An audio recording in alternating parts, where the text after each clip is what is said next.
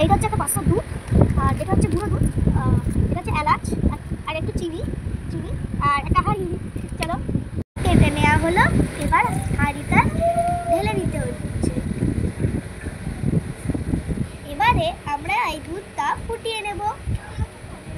দুধ ফুটে গেল, দিয়ে দিচ্ছি চিনি, দিয়ে দিলাম 1 কাপ মতো, দইটা ফাটিয়ে নিলাম, একটু গুলে রাখছি, দিয়ে দিচ্ছে ক্যারামেল বানাবে বলে, গিয়ে একটা সুন্দর কালার চলে এসেছে। এবার অল্প অল্প করে দুধ দিতে হবে, গুলে রাখা ফুটিয়ে রাখা দুধটা আবার বসিয়ে দিতে হবে ও তার মধ্যে ওই ক্যারামেলটা দিয়ে দিতে হবে। পুরো মিশে গেছে ওর মধ্যে, যেহেতু দই বসানো হবে তাই একটু দই মাখিয়ে নিচ্ছে।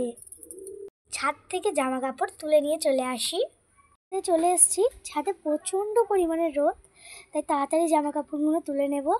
জামা কাপড় তোলা হয়ে গেছে, এবার নিচে চলে যাব।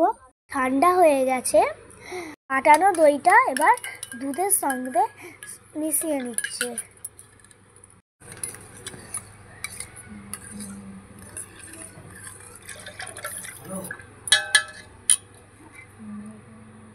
দুধটা ঘাটাতে থাকবে, আর যত ফেনা ফেনা হবে তত ভালো লাগবে। এই দেখুন আস্তে আস্তে ফেনা হচ্ছে, এই দিকটা ফেনা হয়ে পড়ে গেছে। বসাবে সেই পাত্রে দুধটা ঢালবে।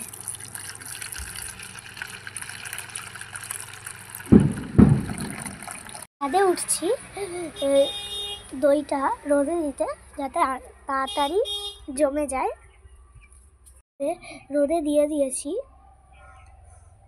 দেখা হবে 4-5 ঘন্টা পর। Bye bye.